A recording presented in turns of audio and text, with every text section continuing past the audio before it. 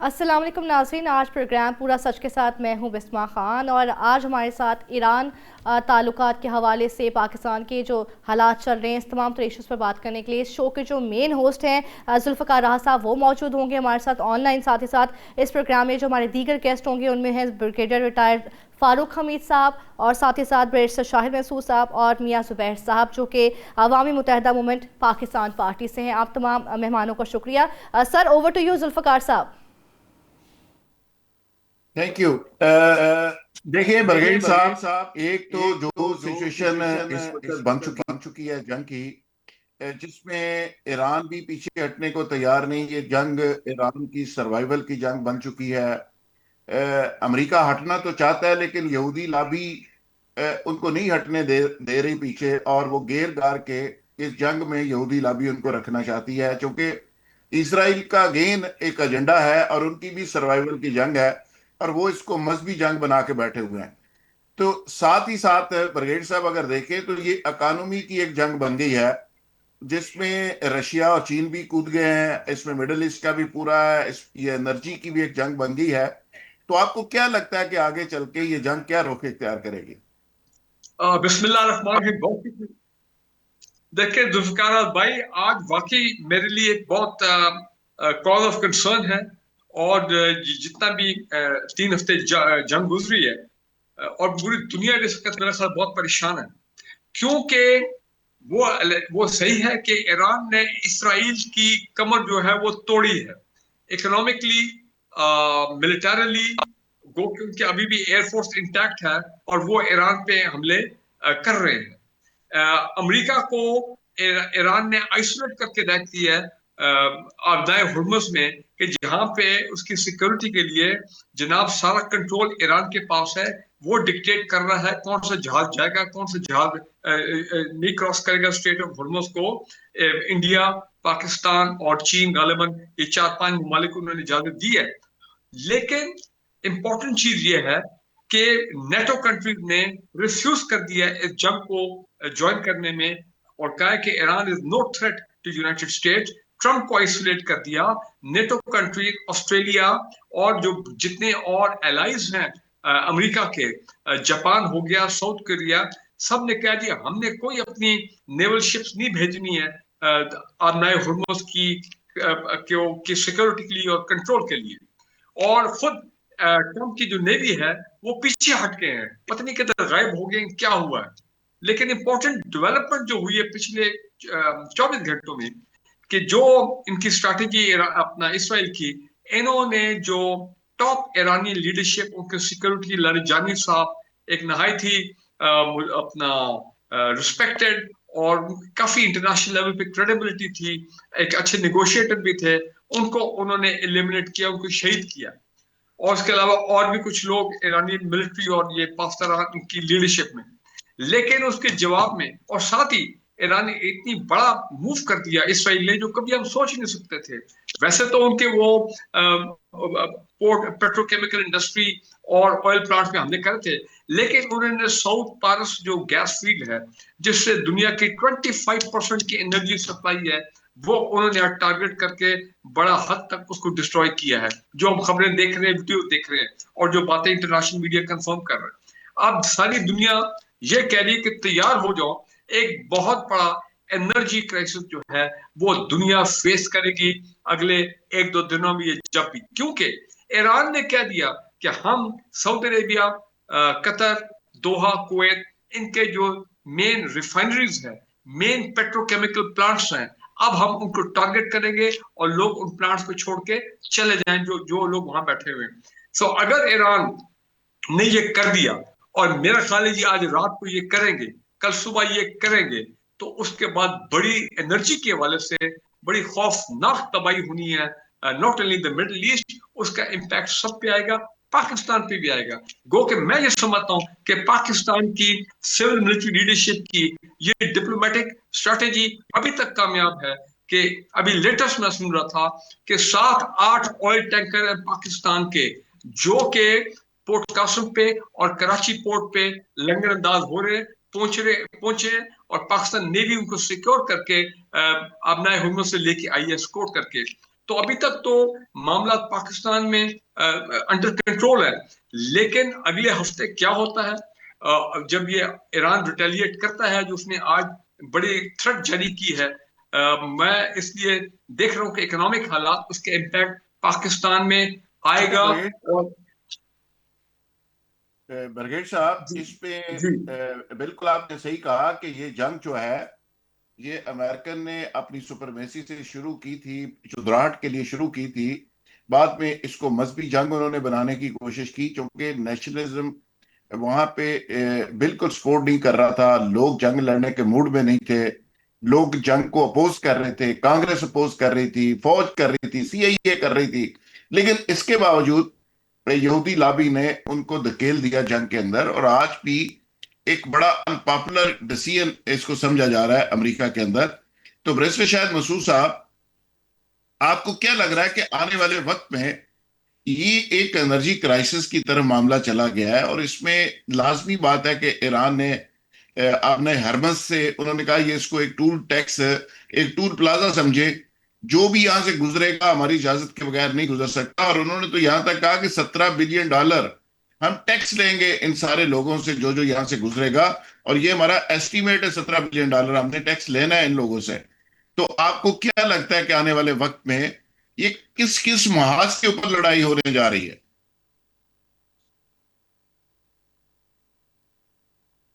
Bridge शायद मसूद साहब। बिस्मिल्लाहिर्रहमानिर्रहीम। Thank you very much Zulfiqar Rahat साहब, आपने बुलाया, अपने शो में इनवाइट किया। जुल्फिकार साहब, गुजारिश ये है कि हम हमें हमें इसको मैं जो इस तरह इस सारे मामले को देखता हूँ, ये तो एक बेटा कि शुरू दिन से जिस दिन अमेरिका ने और इसराइल ने अटैक किया ईरान के ऊपर, and the very next day Iran की जो है डिप्लोमेटिकली लॉ के साथ देखें इसको, या इसको जो है आप अखलाकी तौर पे देखें, तो मेरा ख्याल है ईरान जो है पहले दिन ही जंग के अंदर फतह याब हो गया था। और इसकी बुनियाद मैं इस चीज के ऊपर रखता हूँ कि जब कतर ने ये कहा कि 99% जो है वो ईरान की गवर्नमेंट मान गई थी, जो डिमांड्स थी वेस्ट की जो है न्यूक्लियर बॉम्ब के हवाले से, तो फिर हमला करने का कोई तुक बनता नहीं था। लेकिन उसके बावजूद हमला किया गया, और पूरी दुनिया ने देखा, आपने देखा कि नेटो की जब हम बात करते हैं तो ये 1949 के अंदर एक ट्रीटी थी, नॉर्थ अटलांटिक ट्रीटी ऑर्गेनाइजेशन। उसके अंदर जो सिग्नेटरीज थी, जो ममालिक थे, उनकी सिर्फ और सिर्फ एक चीज जिस पर उनके वो ये था कि अगर हमारे ममालिक के ऊपर कोई फॉरेन कंट्री इन्वेट करेगी, कुछ ट्रीटी के अंदर कहीं ये नहीं लिखा हुआ था कि कोई एक मुल्क अगर जंग शुरू करेगा तो बाकी सारे ममालिक जो सिग्नेटरी हैं नेटो के, वो सारे साथ मिल जाएंगे। आज यही हुआ कि जब एक ज़ायनिस्ट लॉबी और इसराइल के प्राइम मिनिस्टर के हाथों में जब ट्रंप जो है वो खेले गए और वो ट्रैप हो गए, तो आपने देखा कि नेटो के जितने बाकी ममालिक थे वो अमेरिका की हेल्प के लिए नहीं आए, बल्कि वो इम्प्लाइडली शायद ईरान के साथ जाकर खड़े हो गए कि ना तो सफारती तौर पे ये इस मौके के ऊपर दुरुस्त था। इससे पहले आप देखिए ना, अफगानिस्तान के ऊपर अमेरिका हमला करता है तो पूरी नेटो फोर्सेस उसके साथ खड़ी होती हैं, पूरे ममालिक अपनी फौजें भेजती हैं और जाते हैं। उससे पहले इराक की एपिसोड आपके सामने है, सारे मिलके जाते हैं। लेकिन इस दफा मुशावरत का भी टाइम नहीं दिया कि अमेरिका ने या इसराइल ने किसी मुल्क के साथ मुशावरत तक नहीं की, और उनका ये ख्याल था कि शायद ये कोई वेनेजुएला टाइप को जो है ना एडवेंचर होगा। उन्होंने बड़ा ही अंडर एस्टिमेट किया जो है ईरान की ताकत को। और फिर जब सबसे जो अहम मोड़ था, जब आयतुल्ला खामेनी जो सुप्रीम लीडर थे ईरान के, जब उनकी शहादत हुई, तो उनकी शहादत ने ईरान को एक नया जज्बा दे दिया।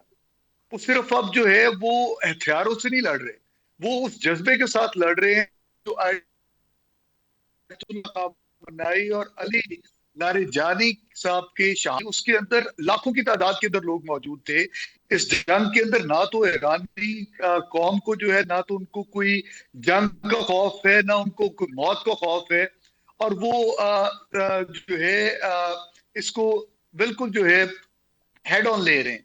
अब जो बात एनर्जी क्राइसिस की रही, अच्छा ब्रिस्टर साहब, देखिए जिस कौम का वाह सर्वाइवल की जंग हो, दूसरा ब्रिगेड साहब, वियतनाम का आपको याद है कि वहां पे 33 लाख लोग मारे गए और उनके पास बेचारे के पास ना कोई असला था ना कुछ था, और अमेरिकन 58,000 मारे गए। लेकिन जंग 33 लाख जो मारे गए वियतनामी वो जीत गए।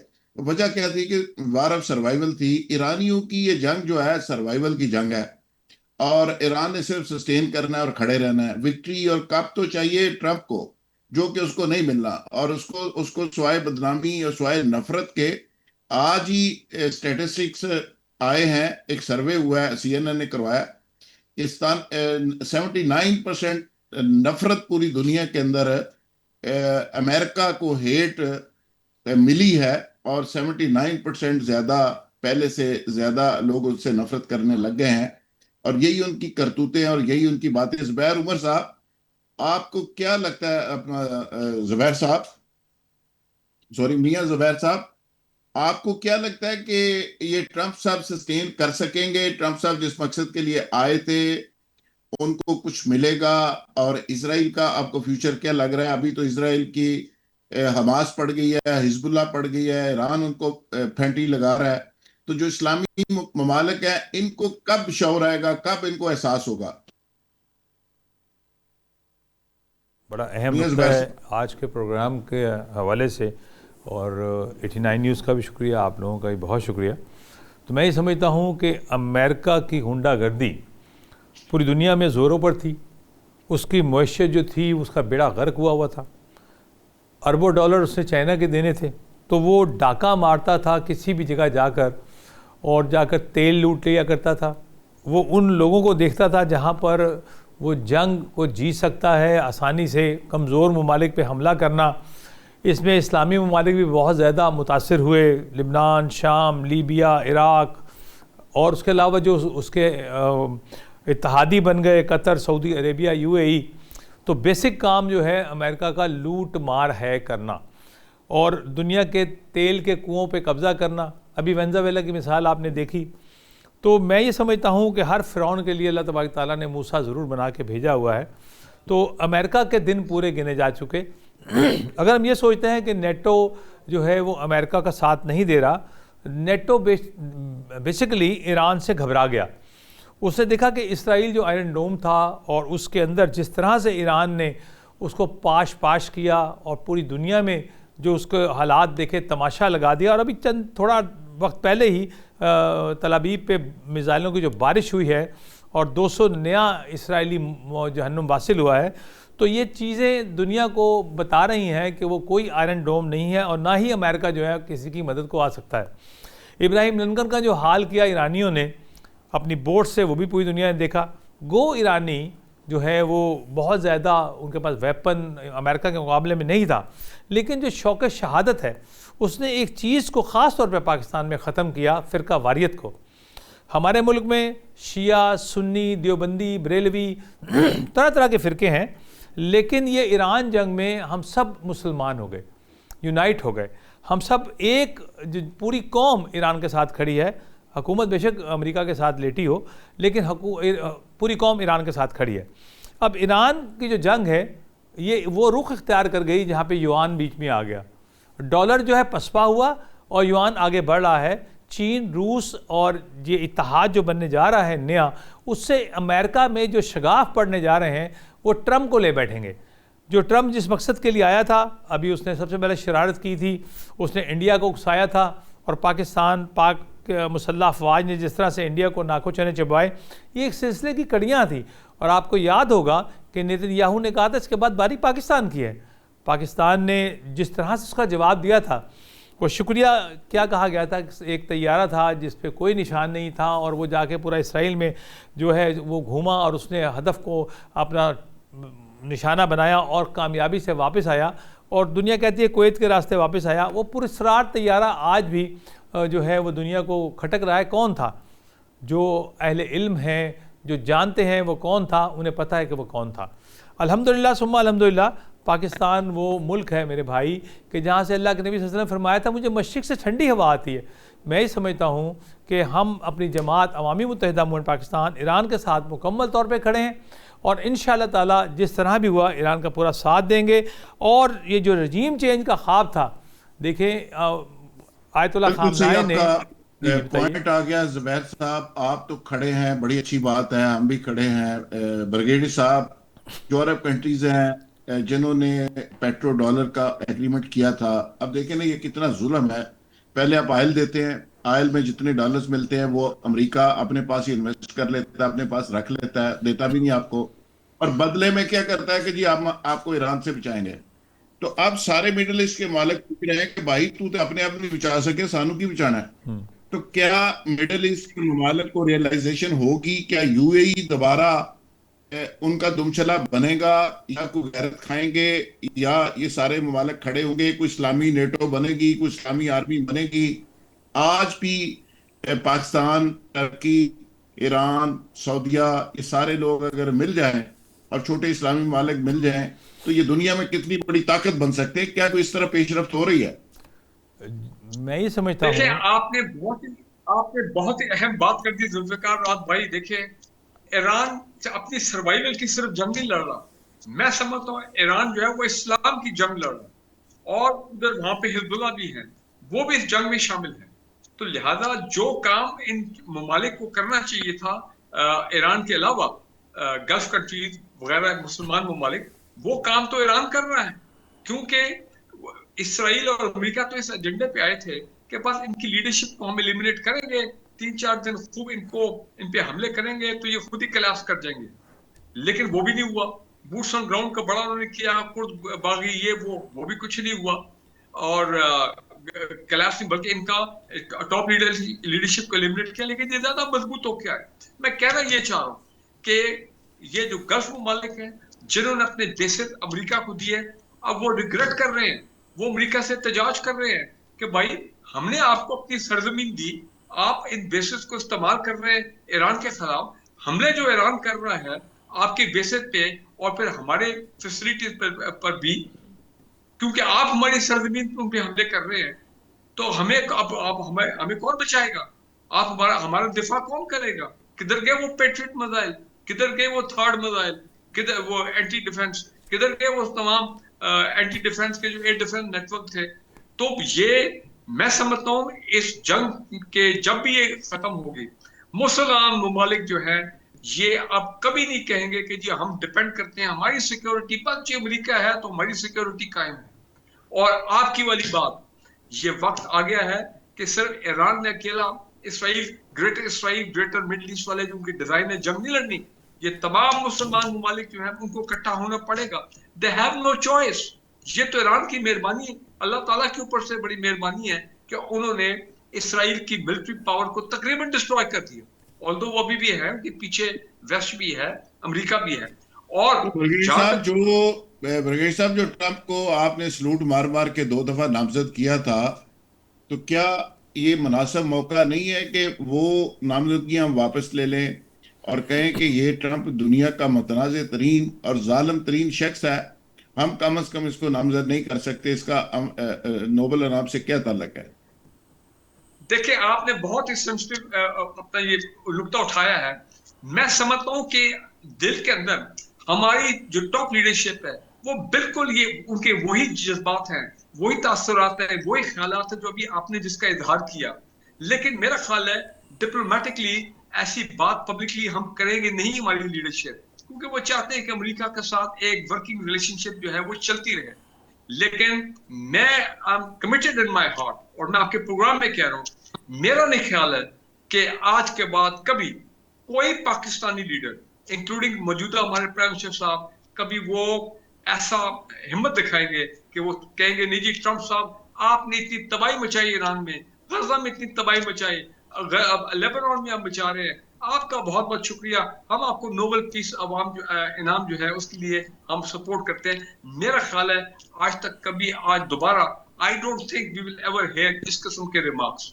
तो अंदर के खाने यस, और ये पूरी जो इस्लामी दुनिया है और वो जो उसके अपने लोग हैं मुसलमान, उनके भी जज्बात चाहिए। तो हमने तो वही जज्बात के मुताबिक चलना है ना, कि जो कि अपना हमारे तमाम अवाम की जज्बात है। तो मेरा ख्याल है कि ये ट्रंप साहब भूल जाएं कि उनको कोई नोबेल प्राइज फॉर वॉर अगर कोई डिक्लेयर हो जाता है तो शायद उनको उसका नोबेल प्राइज फॉर वॉर जो है वो मिल जाएगा। लेकिन ट्रंप जो है उसको बहुत बहुत रुस्वाई हुई है। उनके senior official head of the counter terrorism John Kent साहब, उन्होंने देखे क्या लेटर लिखा, अगर आप वो पढ़े तो मैं कहता हूँ ट्रंप साहब को तो बड़ी इस पे इतनी उनकी वो हुई है अपना साइकोलॉजिकल शिकस्त वो इस वक्त ज़हनी तौर पे बड़े परेशान हो गए कि मैं क्या कर दिया, मैं कैसे फंस गया, मैं कैसे इसराइल के जंगल से निकलूं। इसराइल को देखे वो सोचते होंगे कि हमारे तो ख्वाब कुछ और थे कि हम मुसलमान ममालिक को एक एक करके डिमोलिश कर देंगे, हम तो अपनी सर्वाइवल की जंग लड़ रहे हैं, हम तो खुद डिमोलिश हो रहे हैं यहाँ पे।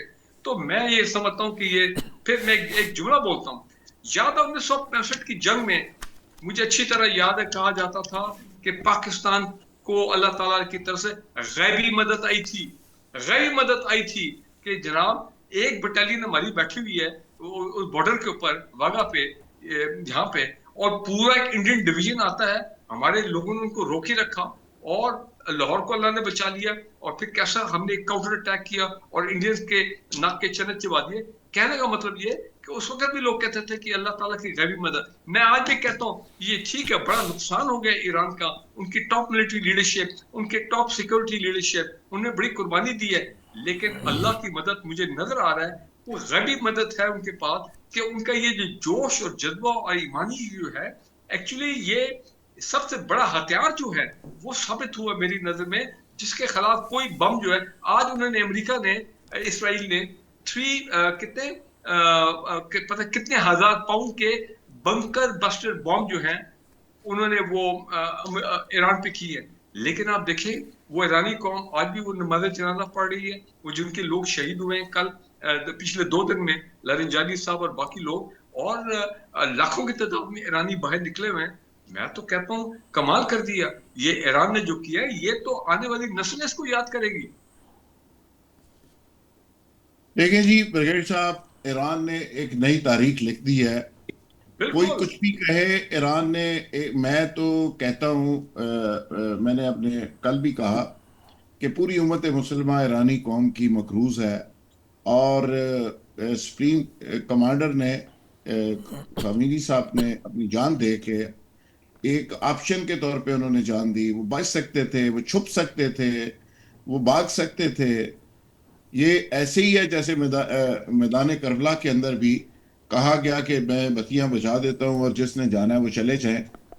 तो आज भी एक करबला है, आज भी एक इम्तिहान है, और इस इम्तिहान में हुसैन की औलाद आज भी सुरखरू हो रही है, और ट्रंप को बताया जा रहा है कि आपको पता ही नहीं आप किस कौम को ललकार रहे हैं, ये कौन लोग हैं, आपने हजरत अली को पढ़ा ही नहीं, हजरत इमाम हुसैन को आप जानते ही नहीं, आपने वाकई करबला ही नहीं पढ़ा, आपको पता। ये देखिए सीआईए के वो जो एक्सपीरियंस लोग हैं वो सारे के सारे इस जाहिल को समझा रहे हैं, लेकिन वो उसके दिमाग के ऊपर खून सवार है, उसकी मुसलमानों के खिलाफ नफरत है, डबल स्टैंडर्ड आदमी है, करेक्टरलेस है, यहूदियों के हाथों ब्लैकमेल हो रहा है, यरगमाल बना हुआ है। लेकिन इसके बावजूद ब्रिगेड साहब जो बात आपने कही, मैं कहता हूं कि ईरानी कौम ने, ईरानियों ने, मैं तो कौंसल जनरल को स्पेशल मिल के आया हूं, उसको भी मैं ये कह के आया हूं, उन्होंने एक नई तारीख लिख दी है। जिस तरह लोग घरों से निकलते हैं, जिस तरह अपनी इस बात से यकजहती का इजहार करते हैं, इसीलिए कहते हैं ना कि जंगें जो है वो जज्बों से लड़ी जाती हैं, कमिटमेंट से लड़ी जाती हैं। तो इसमें बैरिस्टर शाहिद मसूद साहब, मैं अगेन ये कहूँगा कि क्या ये मुनासिब वक्त नहीं है कि अब खुल के टर्की और पाकिस्तान और सऊदी अरब ईरान के साथ खड़े हों, ये ऐलान करें, ये मसलत से निकलें। और रेजानी साहब ये गिला करते हुए दुनिया से चले गए, जो ट्वीट उन्होंने किया, जो ज़मीर उन्होंने झंझोड़ा मुस्लिम ममालिक का, उन्होंने कहा जी कि कोई मुल्क हमारे साथ खड़ा नहीं हुआ। देखिए सिम्बॉलिकली बाज़ औक़ात आप जब ऐलान करते हैं तो पूरी दुनिया के अंदर एक ट्रेंड बदल जाता है। तो क्या ये वक्त नहीं आ गया? देखिए जुल्फ़िकार राज साहब, एक चीज तो जो मुझे कहने में कोई आर नहीं कि जो हमारी हुकूमत वक्त है उसकी अभी तक तो पॉलिसी है कि बुलबुल भी खुश रहे और खुश रहे सयाद भी। वो एक तरफ तो अमेरिका के साथ नहीं बिगाड़ना चाह रहे, दूसरी तरफ क्योंकि अवाम की जो है इस वक्त पूरी जो एक हमदर्दी है वो ईरानी कौम के साथ है, उस वजह से हमारे प्राइम मिनिस्टर लेटर भी लिखते हैं और ये सारी चीजों को कंडेम भी करते हैं। एक अच्छी चीज जो मुझे नजर आई आज के दिन के अंदर कि कल OIC का इजलास बुला लिया गया है सऊदी अरेबिया के अंदर। वहां पे हमारे जो डिप्टी प्राइम मिनिस्टर हैं फॉरेन मिनिस्टर वो भी शिरकत के लिए जा रहे हैं। अल्लाह करे कि हमारी जो मिडिल ईस्ट की जो कंट्रीज हैं ये सारी इन चीजों को समझे। देखें ईरान ने कोई बैन अल-अक़वामी कवानीन की खिलाफ वर्जी नहीं की, ये बैन अल-अक़वामी कवानीन की खिलाफ वर्जी की है इसराइल ने और अमेरिका ने, और इसीलिए आज वो बैकफुट पे हैं। पूरी दुनिया उनके साथ खड़ी होने के बजाय उनके अगेंस्ट खड़ी होगी और यूनाइटेड नेशन के अंदर भी उनके ऊपर कड़ी तनकीद की जा रही है इस हवाले से, क्योंकि जब ये बेसिस यहाँ पे मौजूद हैं हमारी गल्फ स्टेट्स के अंदर और बैन अल-अक़वामी कवानीन ये कहते हैं कि अगर कोई मुल्क अपनी सरजमीन देगा किसी और मुल्क पे अटैक करने के लिए तो ये एक वैलिड ग्राउंड है, जिस मुल्क के ऊपर अटैक होगा वो दोबारा उस मुल्क के ऊपर भी अटैक कर सकता है। तो इसलिए जब भी कतर के ऊपर हमला होता है ईरान की जानिब से, जब भी सऊदी अरेबिया के ऊपर होता है तो ये मुल्क खामोश हो जाते हैं, क्योंकि इन मुल्कों ने अपनी सरजमीन अमेरिकन को दी हुई है कि आप इस्तेमाल करें और आप इनके ऊपर हमला करें। इसलिए आज ना तो बैन अल-अक़वामी कवानीन के तहत इनकी सोवरेनिटी का कोई इशू है, बल्कि ये बिल्कुल अब ये अमेरिका को ये बार बार बात कह रहे हैं कि हमने आपसे कहा कि इसको डिप्लोमेटिकली रिजॉल्व करें इस मामले को, और आपने हमारी बात नहीं मानी और आज हम सब इस चीज का खमियाजा भुगत रहे हैं। आपने हमें प्रोटेक्ट करना था, आज आपको अपनी सर्वाइवल की मसला पड़ गया है।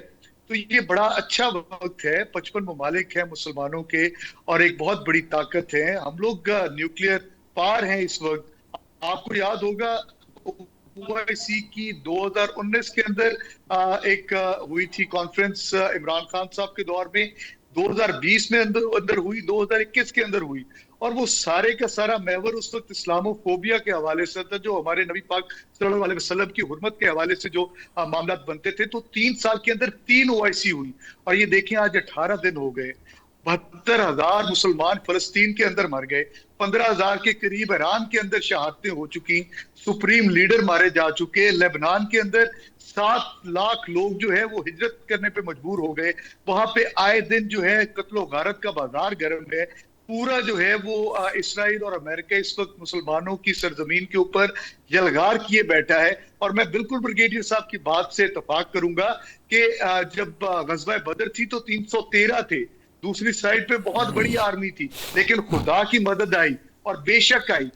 आज भी ईरान जो है वो बिल्कुल आप सही कहते हैं, ईरान ने देखें 46 साल इस वक्त का इंतजार किया है, और उन्होंने इंतजार कैसे किया, उन्होंने ना सिर्फ आज 99% वहां पे लिटरेसी रेट है, आज वहां पे दुनिया की बेहतरीन उनके आज स्कूल्स भी चल रहे हैं, उनकी गवर्नमेंट्स वैसे ही चल रही हैं, उनके निजाम में जिंदगी वैसे चल रहा है, और उन लोगों के अंदर बिल्कुल ना वो तो डर है। बैरिस्टर साहब हम तो हैरान हैं कि मुझे कल एक दोस्त कह रहा था कि आप फ्री ने यार, ईरान पे पाबंदियां भी हैं, उनका इंफ्रास्ट्रक्चर देखें, बम्बिंग हो रही है, दुनिया के सबसे बड़े वजनी बम मारे जा रहे हैं, डेसिकेटर मारे जा रहे हैं, B2 बम्बर वहां पे बम्बारमेंट कर रहे हैं, दुनिया के महंगे तरीन वजनी तरीन कई टन के बम मारे जा रहे हैं, लेकिन बिजली भी नहीं जाती और ट्रैफिक भी रवां दवा है, लोग भी बाहर निकल रहे हैं, दुकानें भी खुल रही हैं। वो कहता है मैं मॉडल टाउन रह रहा हूँ, यहाँ पे तो एक गाड़ी का टायर फट गया, 3 दिन तो बिजली नहीं आ रही। यानी आप अंदाजा करें कि हमारे यहाँ जो सिचुएशन है, छोटी सी बारिश हो जाए 6 दिन बिजली नहीं आती, ट्रांसफार्मर जल जाते हैं। तो आप आफरीन है कि उस कौम ने कैसे 21 साल इस जंग की तैयारी की है उन्होंने भी, और इजराइल ने भी 40 साल तैयारी की है कि एक जाहिल अमेरिकी सदर कब आएगा और कब हमारा साथ देगा, और वो जाहिल उनको दस्तयाब हो गया 40 साल बाद।